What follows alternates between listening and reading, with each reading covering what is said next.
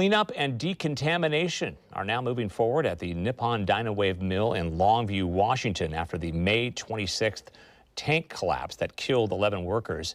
Officials say crews have finished removing liquid from the failed tanks, about 12,000 gallons, and testing shows no danger of a sudden release. Other nearby tanks have been emptied and secured.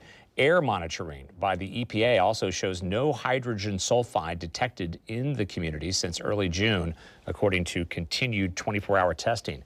Investigations by state and federal agencies are still ongoing. Final reports are expected later this year and into 2027.